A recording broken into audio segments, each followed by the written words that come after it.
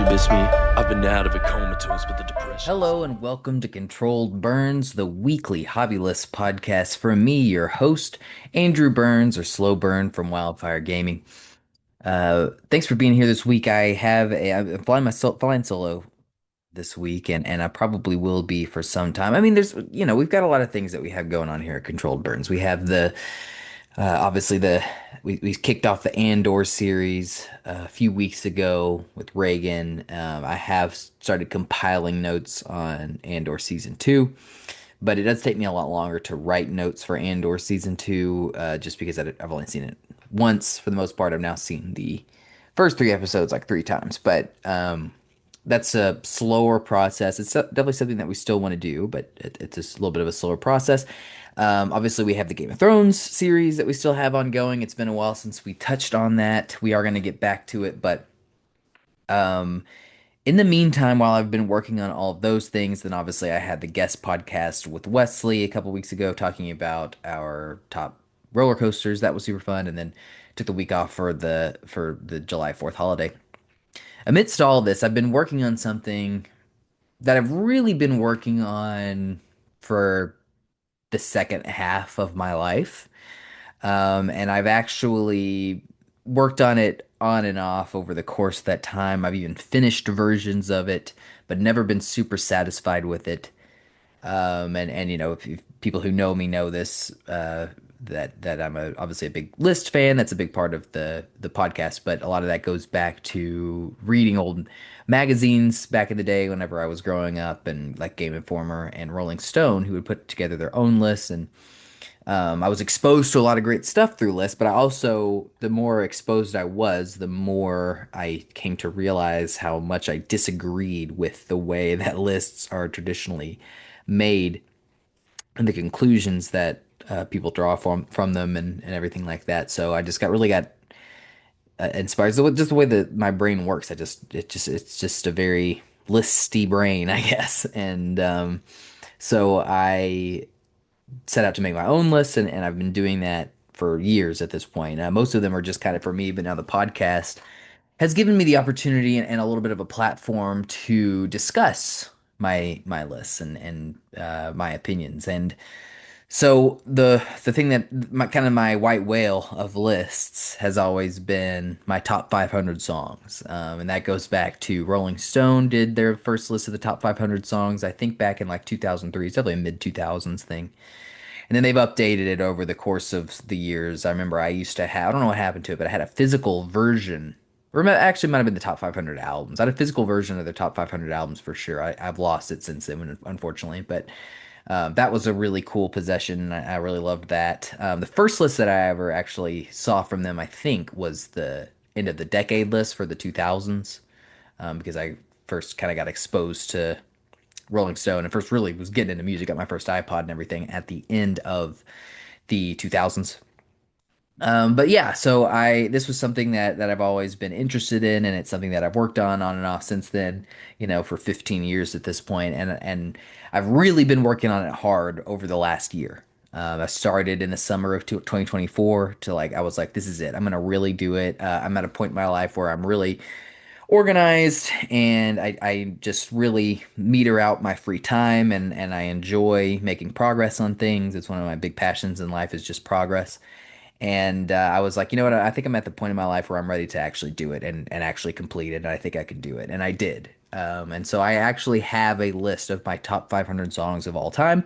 And that's a list that we are going to be getting into on the podcast. It's going to be at least a 10-part series, maybe more. I mean, a 10-part series would be discussing 50 songs per episode. And honestly, that seems pretty ambitious, especially given my experience crafting this week's episode, which, as you can see from the title, is the beginning of my discussion of my top 100 favorite artists or greatest artists of all time. So, this is an idea I had as I was making my top 500 songs list. It actually goes back to my mother-in-law, Kelly. She asked me one day whenever I was over at her house. This is months ago, maybe even over a year ago.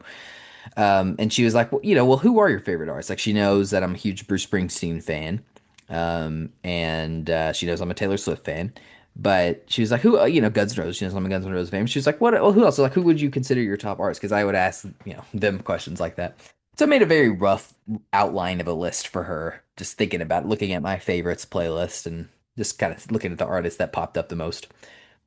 But that kind of got the idea rolling in my head of, yeah, I really ought to do a top 100 artist list as well. Rolling Stone did that back in the day. I remember reading their top 100 artist list. It's weird that that one hasn't gotten updated, like their albums and songs lists have.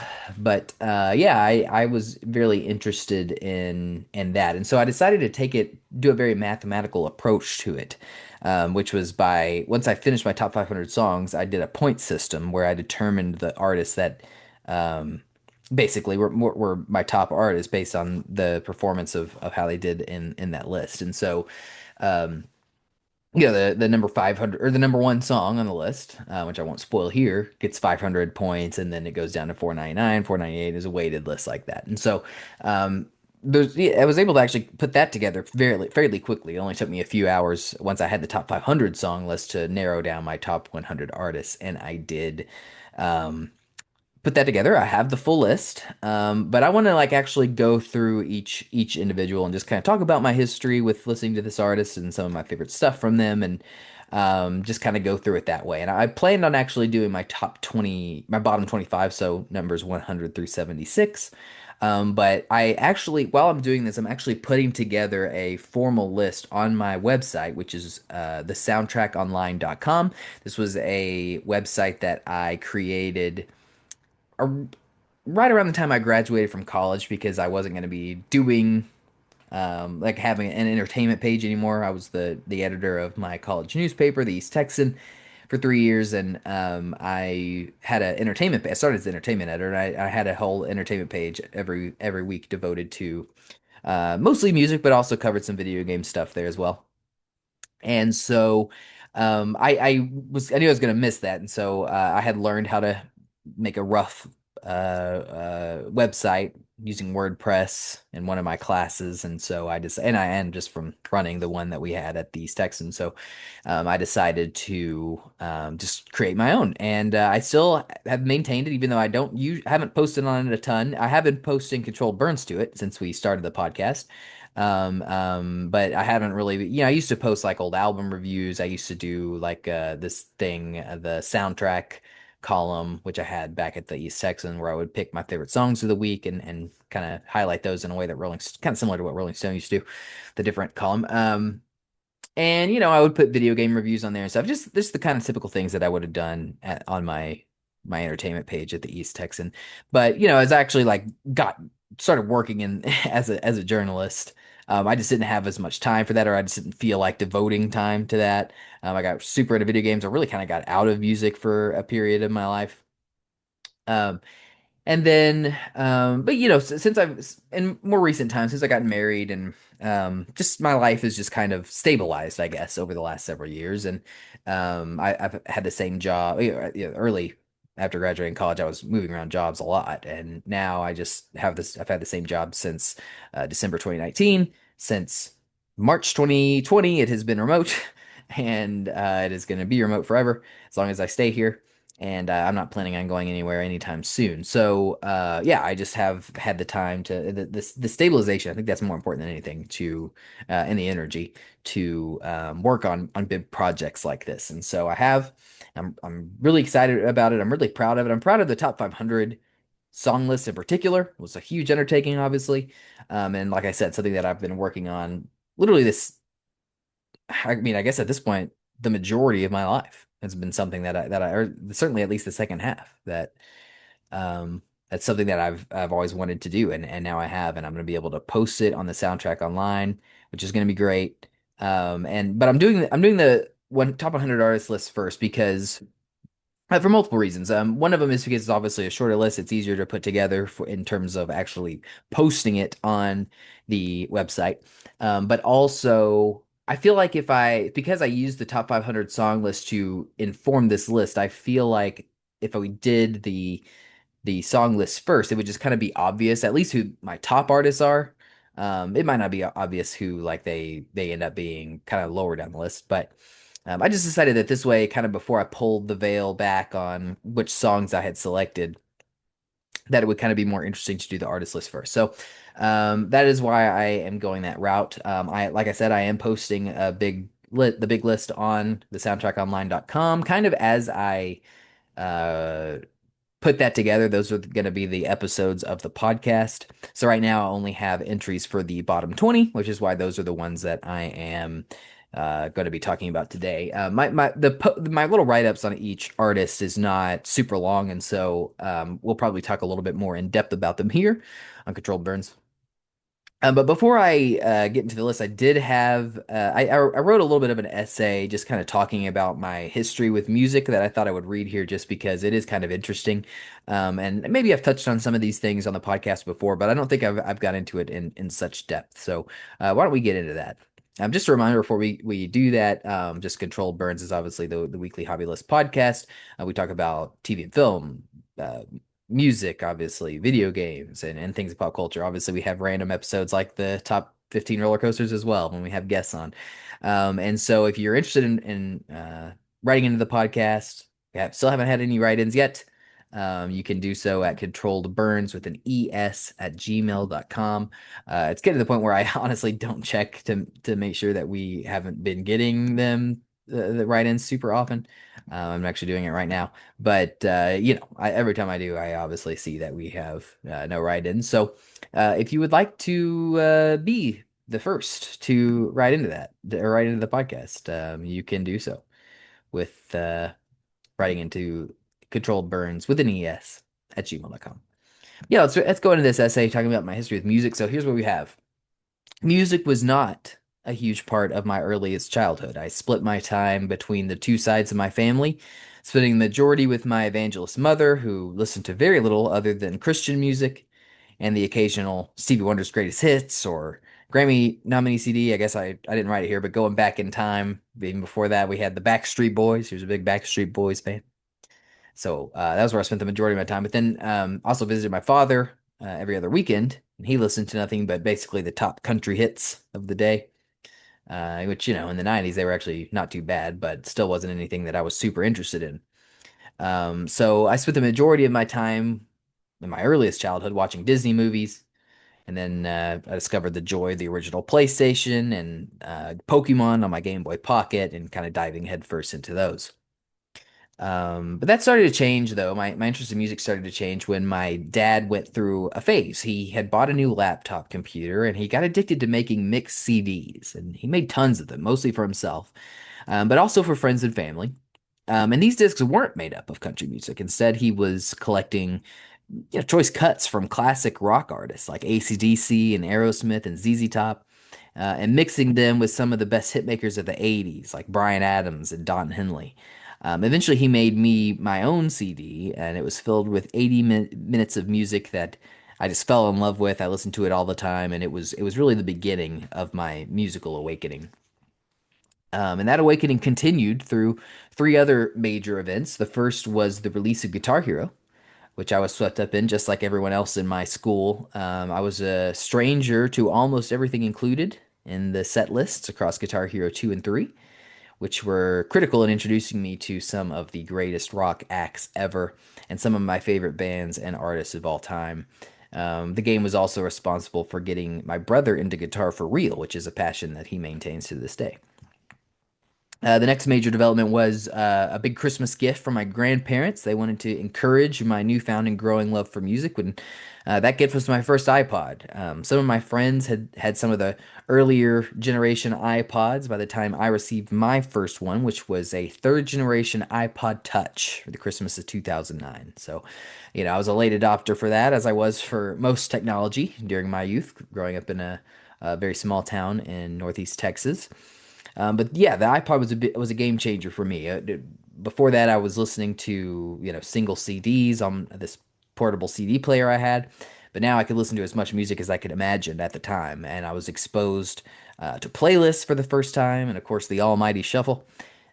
So the advent of the iPod in my life was paired with a subscription to Rolling Stone magazine, which I mentioned earlier. And that introduced me to just hundreds of artists and songs and albums that I had never heard of before, while also reaffirming the sort of work I wanted to do in my life going forward, which is be a writer. And by the time I graduated, 2.5 years, well, from high school, 2.5 years later, I was the proud owner of a couple thousand digital songs. Well, songs both physical and digital, because I would put my physical CDs on my iPod as well. And I had a full ride to college to study journalism. So obviously, that was a pretty big deal in terms of sort of guiding me on my path in life. Um, I would say that those events are the major catalysts for kicking off my love of music, which has dominated the second half of my life. But my switch from iTunes to Spotify during my college years was also a major one. It certainly detracted from the sense of ownership I had over my own collection that I had built up via digital and physical purchases over my earlier years of fandom, but it also uncapped the potential music I could listen to. Suddenly I was listening to dozens of new albums every year, and my knowledge and understanding of music just continued to expand exponentially. Over the course of all this, I have cataloged my favorite music in various ways, but I've never had a combination of time, dedication, and satisfaction with my results to share them in a formal way. That has now changed. Many members of my family know that I have been working on various lists, including my top artists, albums, and songs for essentially the last 15 years. I have polled, really even more than that at this point, but I have polled various members of my family for their own lists at times and had countless discussions with friends about my favorite music.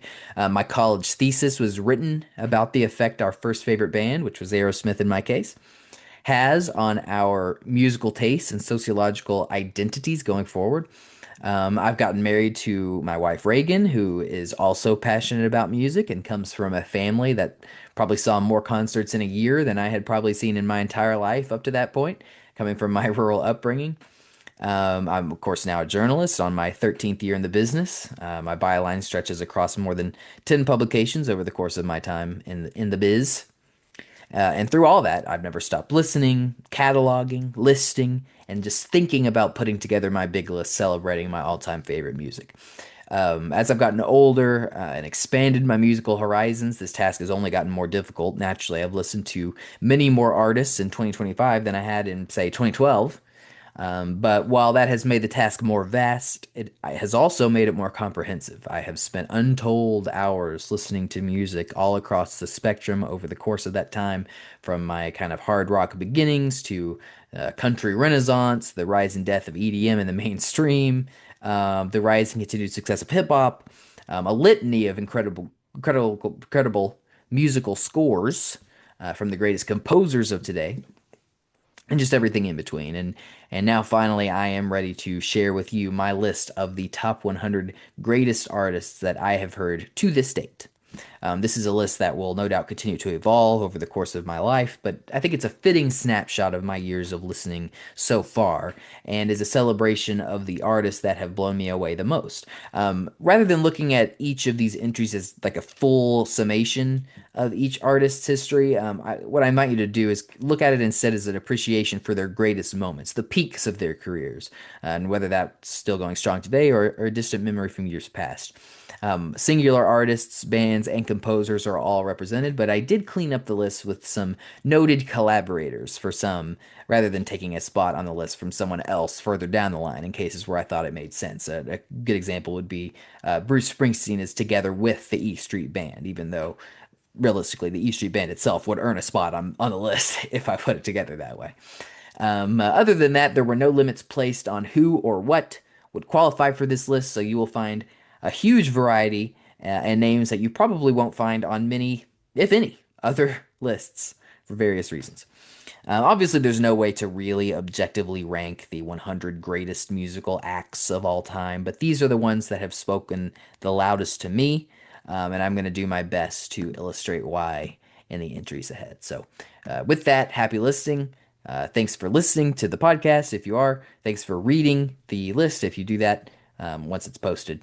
Uh, with that, let's get into it. My number 100 artist on this list is Koji Kondo. Um, so I don't think it's a stretch to say there are more people on this earth that have heard Koji Kondo's works than not. But the sad truth is, probably the vast majority have no idea who he is. This is a Japanese composer. He's the man responsible for the iconic Super Mario and Legend of Zelda series themes, dating all the way back to those series inceptions in the 80s. The Super Mario Bros. Theme is actually the first piece of music from a video game that was ever included in the American National Recording Registry. So, that's an understandable place to start. But to be honest, Mr. Kondo would not be on this list if he'd stopped there.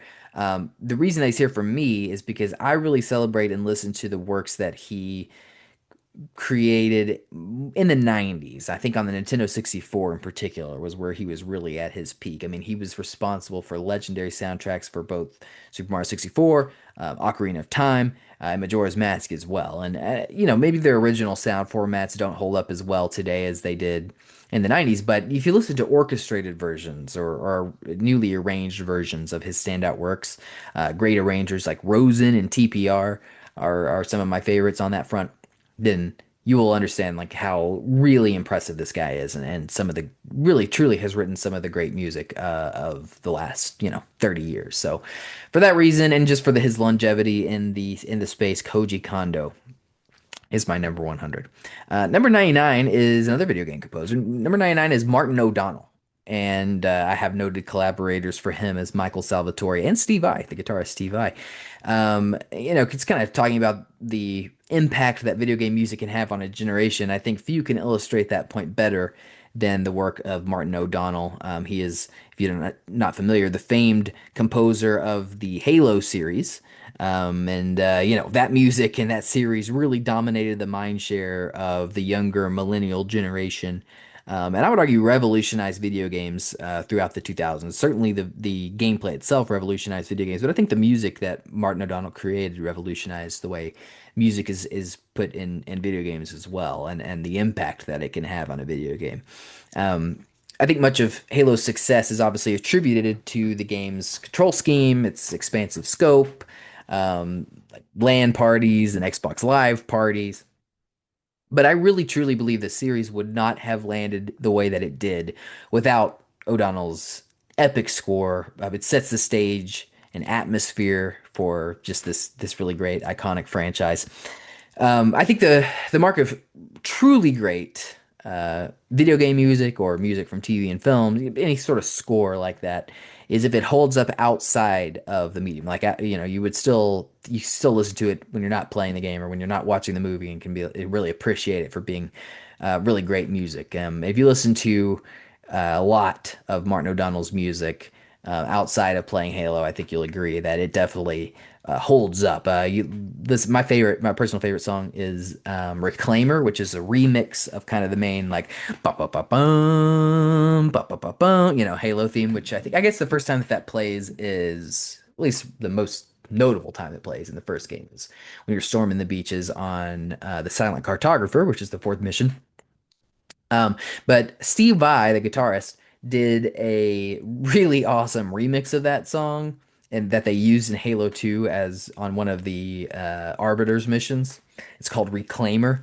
And it's the same song, but he just like riffs like crazy over the entire thing, and it's so awesome. So that's why I included him as a noted collaborator. So that's my favorite of Martin O'Donnell's works. But the whole Halo soundtracks, which he did, Halo 1 through Halo Reach. They're all just absolutely great. Some of the greatest video game soundtracks of all time. And so here he is at number 99 on this list.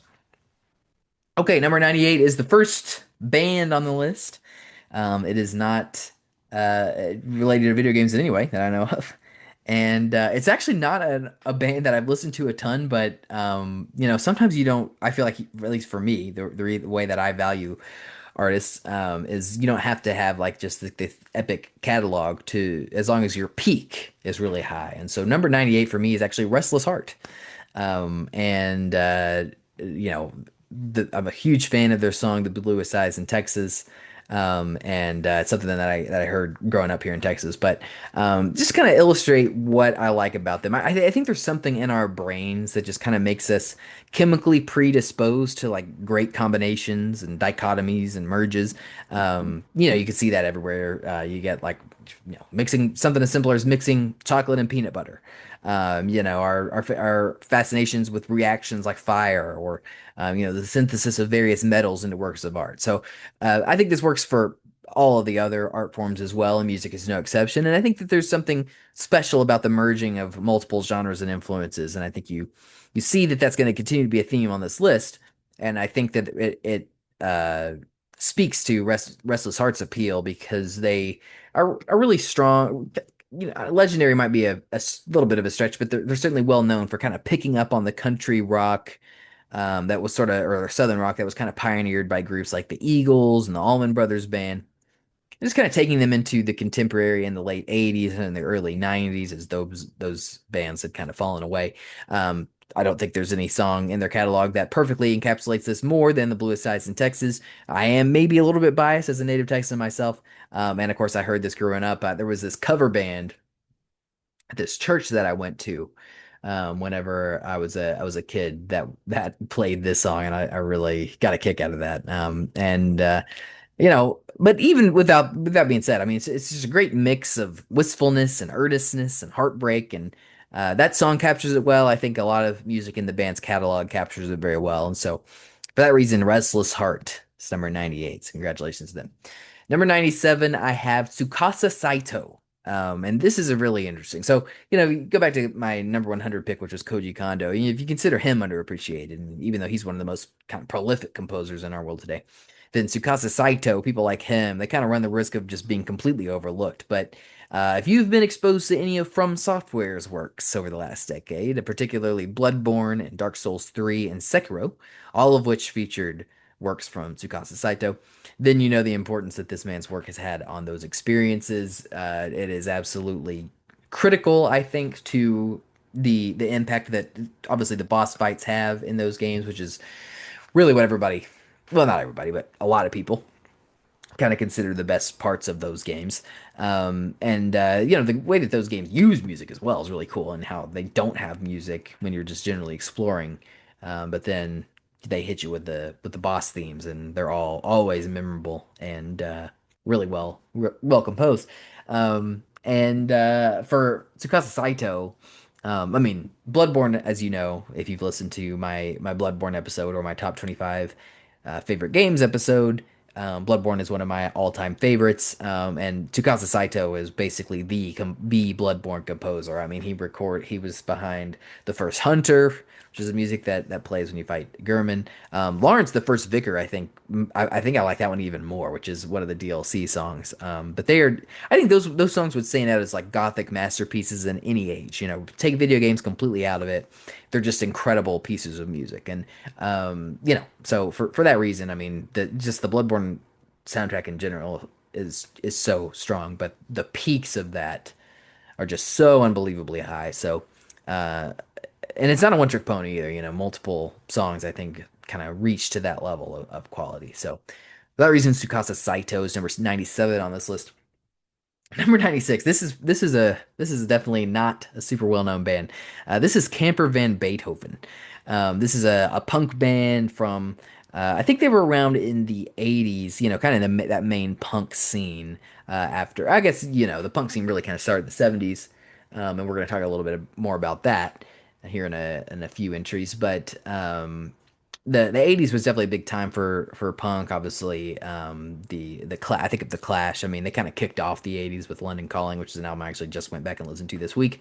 But Camper Van Beethoven, I kind of like more than all of those group or the majority of those groups. Talking the Clash, talking the Ramones. I mean, those maybe have stronger albums to their names, but in terms of just like peak songs, like you really just can't beat Take the Skinheads Bowling, which was a Camper Van Beethoven song. It's just got a great mix of power and enthusiasm and just garage bred passion that just kind of epitomizes punk rock. We don't really get music like that anymore today. Like we have the, pop punk, if you will.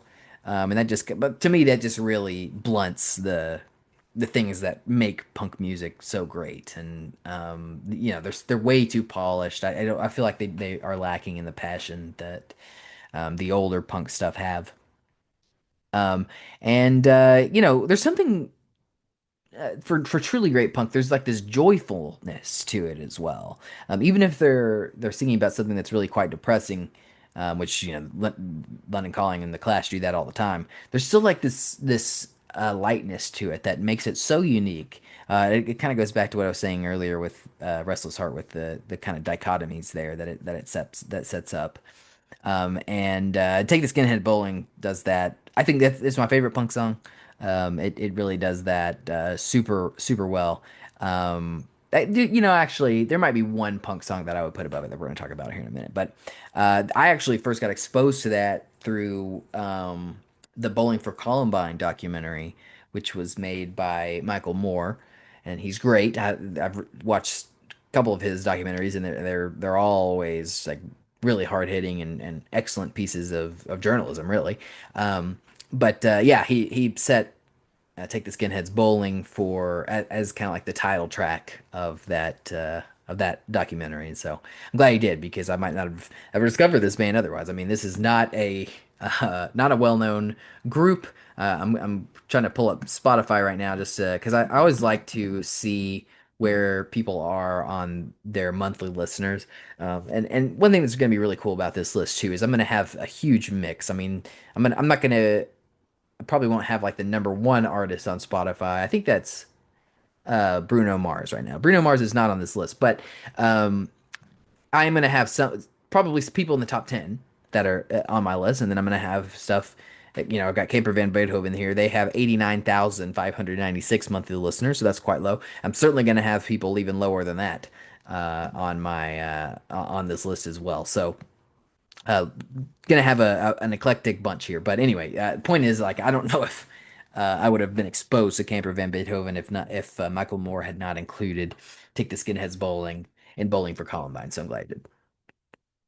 All right, number 95, kind of in a similar vein, but definitely a little bit more with a harder edge, a little bit more going on musically.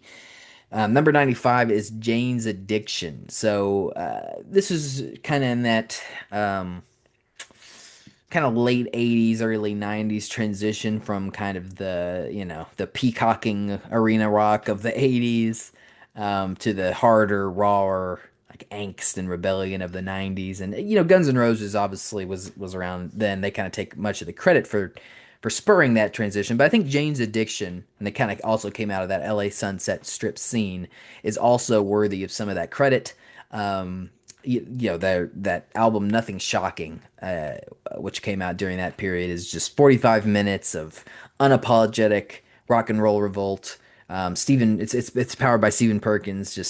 That's a drummer. He's just extremely good drummer, and touchable grieviness for his drumming. And then you got Dave Navarro's just towering guitar work. It feels like it can barely even be contained in the studio where they're recording. And then, of course, you got Perry Farrell, the frontman. Is got this kind of snarl to him that's just taking aim at virtually anything that moves.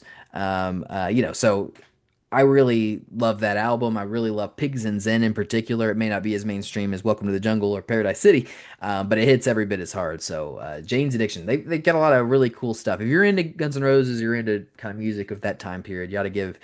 Don't overlook Jane's Addiction. And they're not like a band that nobody knows. They've got like 2+ million monthly listeners on Spotify, but I think a lot of people kind of overlook them, or maybe aren't aware of them, and especially today. And I think that people should go back and check them out because they're really great.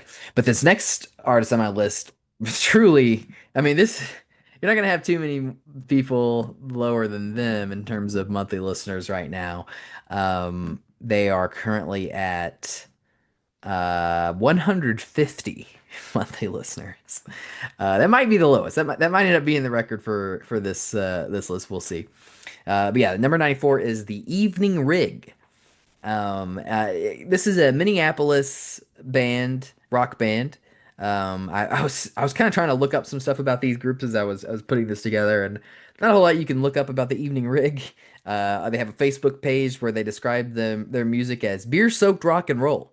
So God bless. But they're you're not gonna find them on probably any other top artist list. But if you're listening to this, and I can introduce just a single person to their song "The Hilltop Pines," just an earnest ode to fleeting love. It is also an all-time Independence Day classic. We just got finished celebrating July 4th here in the States. "The Hilltop Pines," Up that I would put it even above Fourth of July Asbury Park by Bruce Springsteen. And if you know me, you know how big a deal that is.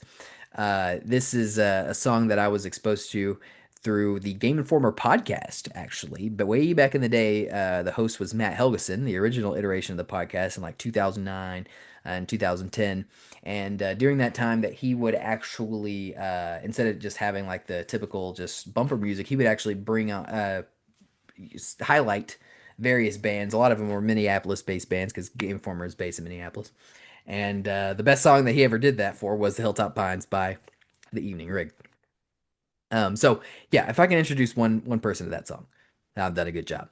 It's a really great example. One thing that I really love about lists in general and just listening to a variety of things is just like celebrating stuff that you wouldn't normally find, and it's just a great example that great music is just being made all the time, and it would be impossible to capture and celebrate it all. So you got to just enjoy what you enjoy, but keep expanding your horizons because you'd be surprised at what you could find. Number 93, though, definitely a much more famous act than that, is The Cure. So obviously, if you were a big fan of music in the 80s, you're probably familiar with The Cure. Definitely the British invasion of like the 60s and 70s is for sure the most documented period of foreign influence on the US rock scene, but I don't think you can overlook the impact bands like The Cure made in the 80s as well. That was kind of when the country was yeah, arguably in its biggest pop star era with your Madonnas and your Michael Jacksons and all that. But the Cure had actually been around since the late 70s, but it was during the mid to late 80s that it really hit its commercial peak. They did Just Like Heaven, which pretty much everybody knows, and also Pictures of You. And this is definitely the era of The Cure that I've listened to the most. I haven't really gone back and listened to the kind of their earlier pre-commercial phases, but I should. I mean, they could be really great.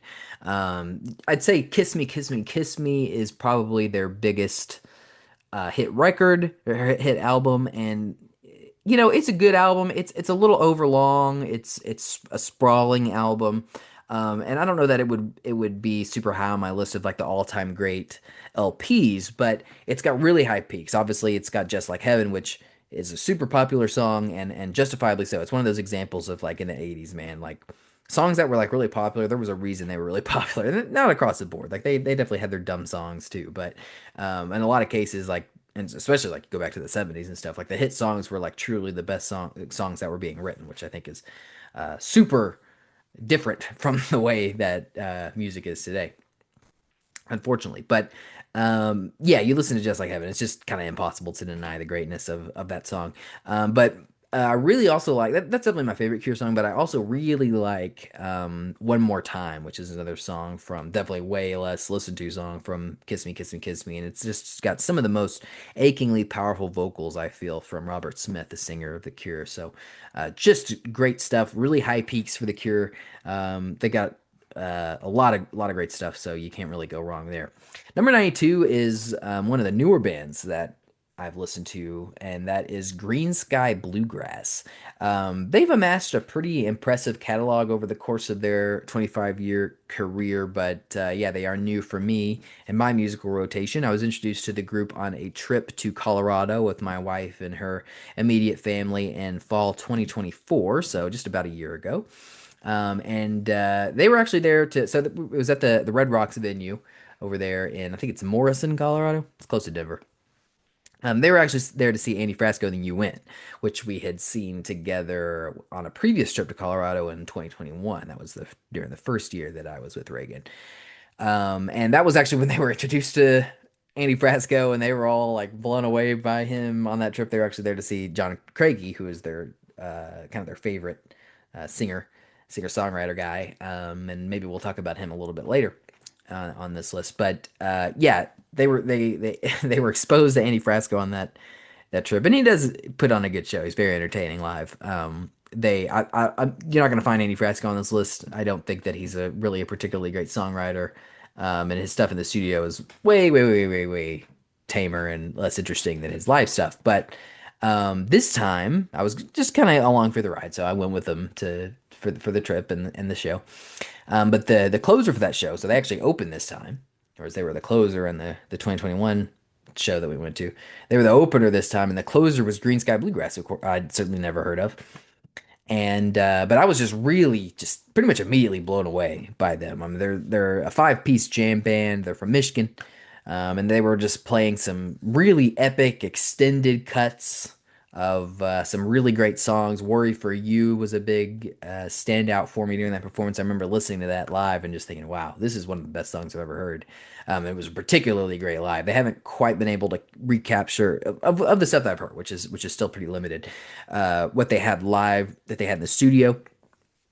And a big part of that is because live they had this pianist Holly Bowling, who's not officially in the group, but she was with them for the live performance, and that was a big part. She was definitely my favorite part of the group. So I was a little bit disappointed to find out that she's not like a mainstay in Green Sky Bluegrass. But yeah, that was an amazing experience. That style of music, very gritty and grounded, and just in that setting, it's this very natural amphitheater. If you've been to Red Rocks, you know what I'm talking about. And it happened to be like a full moon that night as well, so that was kind of hanging overhead. And I remember they actually showed it on the big monitors with the camera. That just left a huge impact on me, and that group has enjoyed a status of growing relevance in my musical repertoire ever since. So, giving them some credit here with the shout out number 92. Number 91 is Mitsudo Suzuki. This is another composer.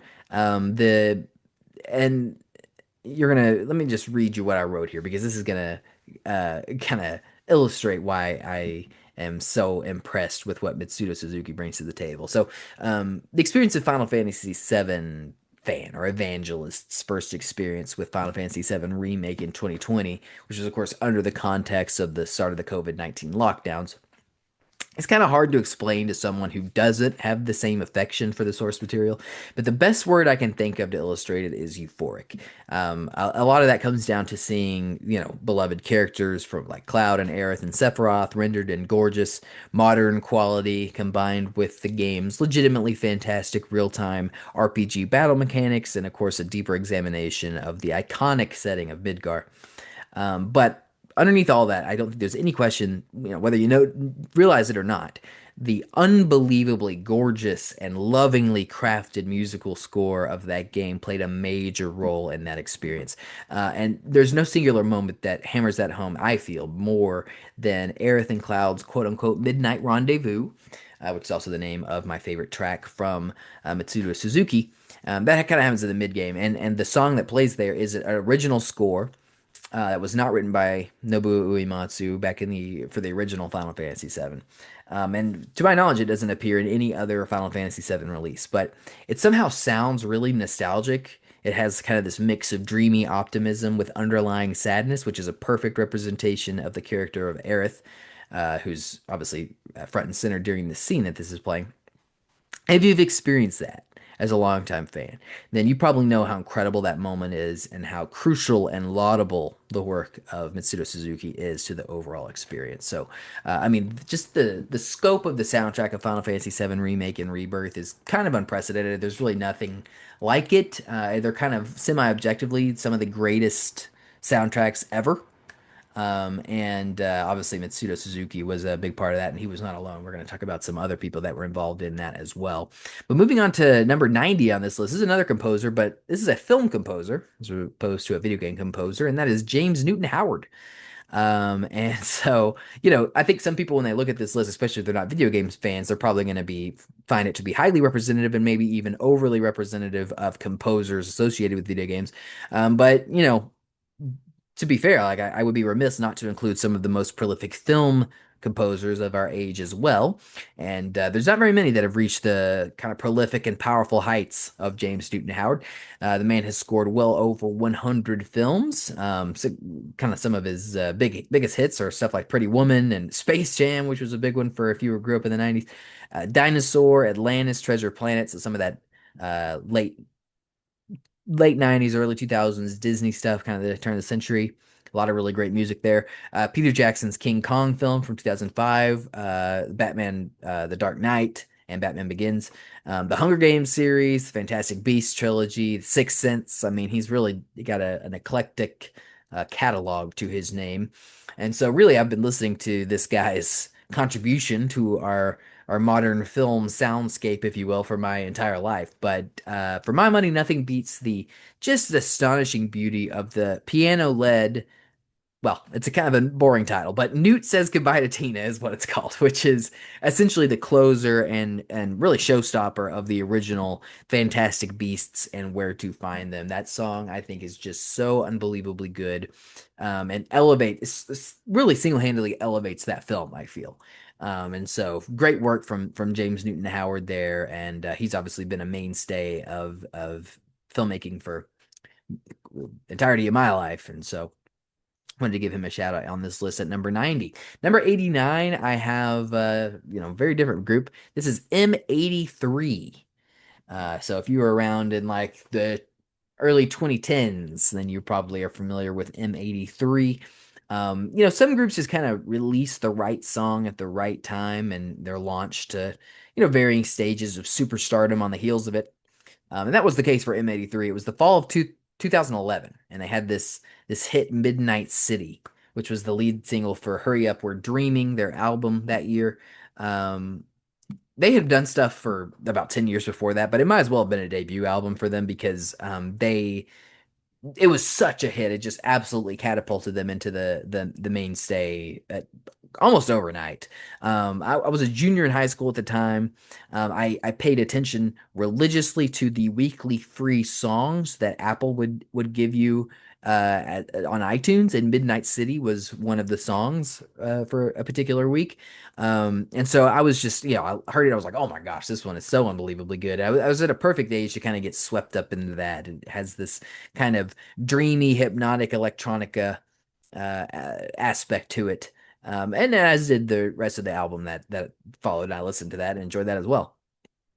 And so, that was almost 15 years ago, but it's pretty impressive that they still have a weekly Spotify listener count north of 13 million people on a monthly basis. And I think Midnight City is well over a billion plays at this point. And it's a song, it's one of those songs that just doesn't get old and obviously really made this band. So congratulations to them and for that phenomenal song that they wrote back in 2011, M83, number 89 on this list. Number 88, we have another punk band, really kind of the punk band of the 70s, if you will, and this is Iggy and the Stooges.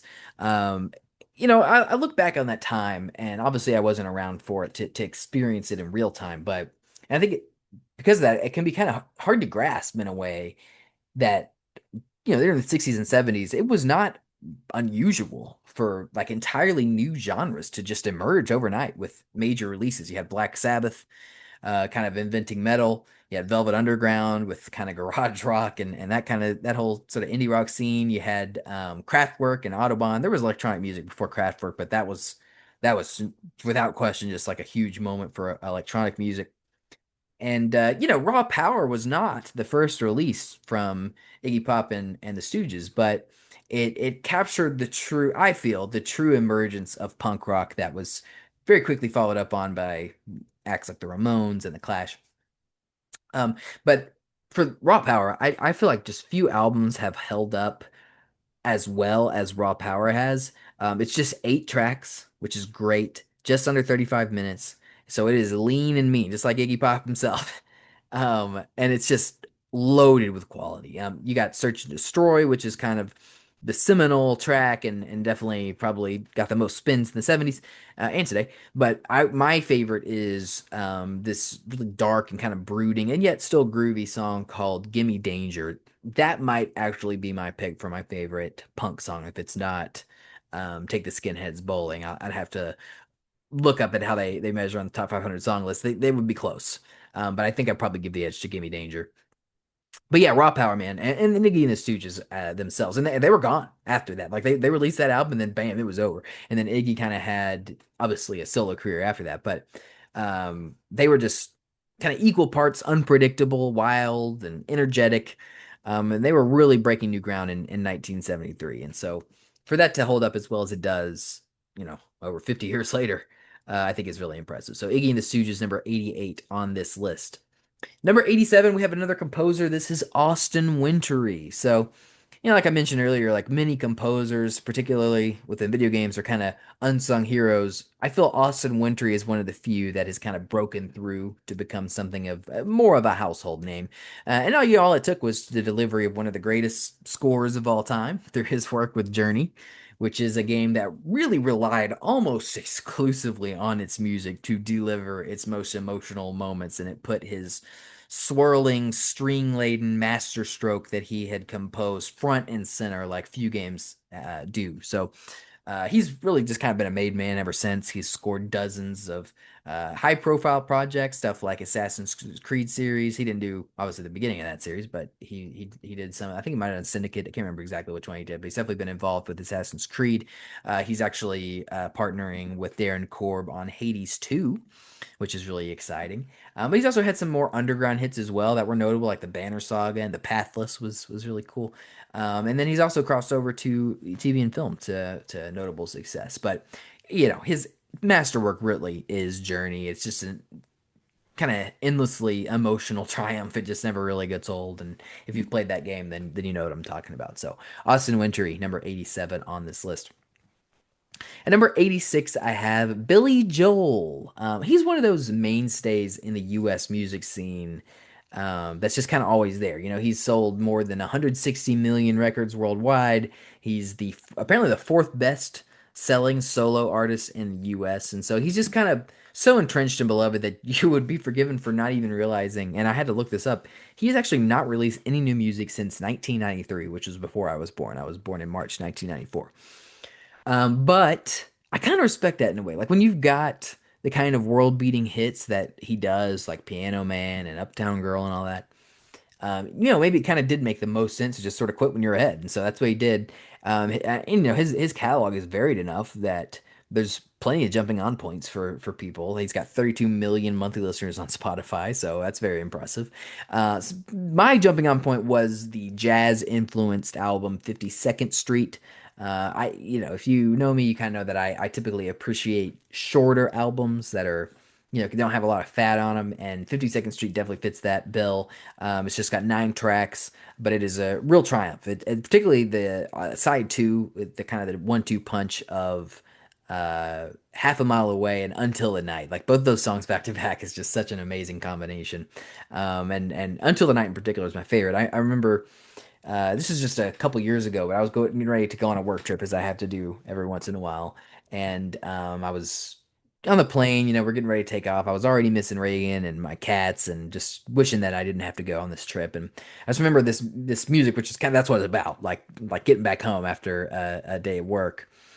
And like it has this really great build and crescendo, and it just like crested right as the plane was taking off, and it was just like one of those perfect moments where the music just totally matches what you're feeling and what you're experiencing. And so ever since then, that song has just been I've really held it in super high esteem ever since. So really great to have Billy Joel here on this list, and I should listen to him more. I mean, 52nd Street, I love that album, but to be honest, I really haven't listened to any of his other albums all the way through, and I should, because they're probably really great as well. So Billy Joel, number 86 on this list. Number 85 this is a artist that I was familiar with, a band that I was familiar with, but it was really Reagan. The first one on this list I would say that Reagan really introduced me to, and that is Florence and the Machine. They're kind of, if you're familiar with them, they're pretty big titans as far as indie rock acts go. They kind of had their big outbreak in the late 2000s and around the time when I was getting into music. And they just have kind of continued to stay in the public sphere ever since. A lot of quality releases, and then also big collaborations with pop icons have not hurt. They've collaborated with like Travis Scott and Calvin Harris, and most recently Taylor Swift herself. But through it all, it's Lungs, their 2009 album, that is certainly the most prominent in my musical rotation. There's the song Rabbit Heart in particular, I think just stands among the all-time great, like, power-backed pop anthems of all time. Florence Welch is obviously the lead singer of Florence and the Machine. She is the Florence in that equation, and she kind of has like these. She kind of has an iconic voice. It's like she has like this haunted delivery to her vocals that I think have been a big part of certainly that band's lasting appeal and the appeal of Rabbit Heart, which is my favorite song of theirs. So give that a listen if you're interested in Florence and the Machine, man. Like they're big for this segment of the market. Okay, number 84. We got another composer here. This was tough. And it kind of goes back to the way that Nintendo, they're not super great about properly crediting their artists. But number 84, I have Takeshi Hama. But I have noted collaborators Shiho Fuji, Mahito Yokota, and Takeshi Hama. These are all the composers of The Legend of Zelda Skyward Sword, and they've also all been at Nintendo for many other projects as well. And actually, Takeshi Hama, I think, has been at Nintendo for the least amount of time and has the least credits to his name. But the best I can tell is that he was the leader for many of the pieces that I consider to be the best of the music from The Legend of Zelda Skyward Sword. If you listen to Rosen, like I mentioned earlier, he is a arranger of video game music, particularly the Zelda series. Listen to his update of Romance in the Air, which was originally written by Takeshi Hama.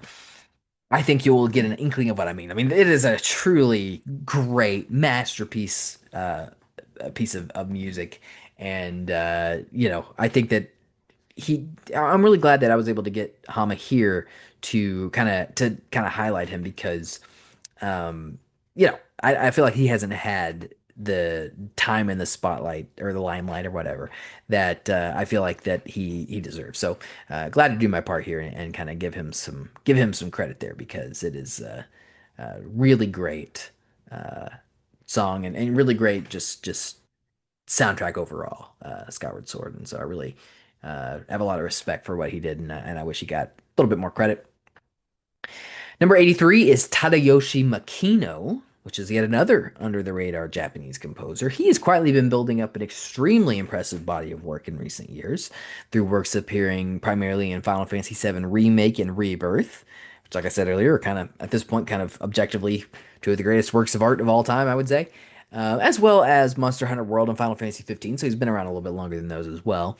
There's a number of standout works to his name on these soundtracks, but I think none of them better encapsulate his ability to build tension and arrive at incredible payoffs, like Genova Quickening, which is the epic kind of multi-part piece of music that serves as the background of the memorable showdown with Genova near the climax of Final Fantasy VII Remake. For newcomers to the series, I think it's a memorable track that just kind of heightens the tension during a memorable encounter. But for fans of the original, it is the reason to remember that encounter. And I would say that it is responsible for one of the all-time great musical moments of the last 5 years. Video games are not. So like if you are a fan of the original, you know exactly what I'm talking about. It is awesome, and you do not. That's one of those situations again where you do not have to be listening to or playing the game to really understand. In fact, it probably hits harder. It certainly did for me. Not playing the game, like just having headphones on and listening to that soundtrack and just listening to this song in particular without visual aid. It's like wow, this is a masterpiece of music right here. And so for that reason, I've got Tadayoshi Makino at number 83. Number 82, our final composer for this section of the list that we're going to be talking about today. And he's a legendary one of that. 82 is Yasunori Mitsuda. So we already kind of covered the kind of major face of video game composition from the 80s and early 90s at Nintendo with Koji Kondo. But elsewhere in Japan, there were a couple of other really brilliant composers that were changing the art of video game music forever, and we're going to be discussing one of them quite a bit later on this list, but the other is Yasunori Mitsuda, who is the famed composer of the legendary Chrono Trigger, as well as the entire Xeno series, starting with Xenogears and going through the Xeno Saga and whatever Xenoblade now that Nintendo's doing. He's behind all of that. And also Sea of Stars most recently. Which I haven't played yet, but my cousin Brett is, if you're listening, he's a big fan of Sea of Stars. So Mitsuda was responsible for that soundtrack as well.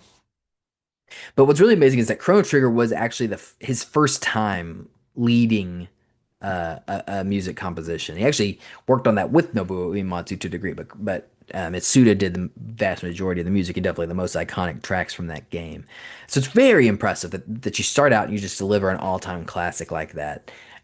So many of tracks from that game are so memorable, and again, I would argue a major reason of why that game is so beloved today. But I think no track better exemplifies that, and just how music can elevate a moment in the minds of all who experience it, like Corridors of Time, which is the track that plays as the player comes face to face with kind of this big time bending twist in the latter half of the game that sort of recontextualize everything they thought they knew about the state of the world. It's one of those moments that everybody that's played that game remembers, and when they do, there's no doubt that they are thinking about the music that Yasunori Mitsuda created and that plays at that moment. So I think it's a big part of why that moment is so memorable. It's definitely the reason that it stuck out so much to me whenever I played that game for the first time a few years ago. And I listen to the Chrono Trigger soundtrack all the time, all the time. And to be honest, I haven't actually played the Xeno series, so like Mitsuda, I might be underrating him here, and I probably am. But just on Chrono Trigger alone, really, like he's got to be in the top 100. So I've got him here at number 82. And then just to close out our listing for today, final artist that I want to discuss, number 81 on my list, is Stephen Malkmus and the Jick. So this is a, really sort of unknown, not unknown, completely unknown, but definitely super kind of under the radar indie rock band. I actually just learned as I was putting this together that Stephen Malkmus was actually kind of the leader of the band, the '90s indie band Pavement. I've definitely heard of Pavement, but I've never really listened to Pavement. Maybe I should, because I really love Stephen Malkmus and the Jicks, which is what he did afterward. Their output has so Pavement kind of died right around the end of the '90s, and so Stephen Malkmus and the Jicks have they've had intermittent output ever since then. I would say they've only had like 5 albums, it looks like, but every time new music is released by this group, it does feel like a big event for that reason. For at least for the few that count themselves among their monthly listeners, they're roughly at about 50,000 right now. And so, like I said, I completely missed the age of Pavement, the '90s. But I discovered their work through their 2014 album Wig Out at Jagbags, and then they did a 2018 album called Sparkle Hard. And both of those albums just are really great. They're super consistently strong. They have these contemplative, meditative, very off kilter, and at times effortlessly catchy songs. I think there's no song that better exemplifies all those traits than Lariat, which is just this brilliant 3 minute nugget of wistfulness and humor that has been lodged in my brain for the past decade plus. I actually wrote this uh, kind of write up on Stephen Malkmus and the Jicks a few days ago, and then like for the at least the next solid day, maybe even longer than that, that song was stuck in my head, and it's probably going to be stuck in my head now that I'm talking about it. It's a really great song. I really encourage people to listen to that. If you grew up in the '80s, I think you'll get a kick out of it as well. But even if you're just a fan of just kind of sort of off kilter indie rock, I think you will really enjoy that. So Stephen Malkmus and the Jicks, man, I really love them. They are number 81 on this list, and that is going to do it for this section of the podcast. I haven't had time to write up my entries on anybody beyond Malkmus and the Jicks, so we're going to have to stop it there and look forward to future discussions on the podcast going through the remainder of my list. I hope you enjoyed listening to this. If you did, don't forget that you can review the podcast. You can listen to it on all of the major podcasting networks. You can, of course, write in, like I mentioned at the top, ControlledBurnes with an ES at gmail.com. I'd certainly be interested in hearing your thoughts on my list. Obviously, like I said, it's a very unique list. It's not the type of list that you're going to see anywhere else. It's definitely got a lot of influence from video games, which obviously is one of my great loves, but I don't think that video game music gets the credit that it deserves, quite frankly, in the mainstream. And so doing my part to kind of highlight them is really important. But also, of course, I'm just a big music fan in general, and so I think it's really cool to be able to put those together, which obviously my top 100 artists list is doing, and my top 500 songs list is going to be doing as well. And so look forward to all of that. I mean, this is going to take us months, obviously, to get through all of this discussion, going through my top 100 artists and my top 500 songs. And I hope it's something that you enjoy, and I hope it's something that if you're listening to this and you're a fan of music and you have kind of some underrated hits that you'd like to discuss, or sort of spread awareness of, I encourage you to write into the podcast, and maybe it's something that I can highlight for you. But really excited to just be going into this and to have this forum, even if nobody really listens to it, just to really talk about some of my favorites. So thanks for listening if you made it this far, and we will catch you on the next episode of the podcast in the weeks ahead. So for now, and until next time, keep it warm.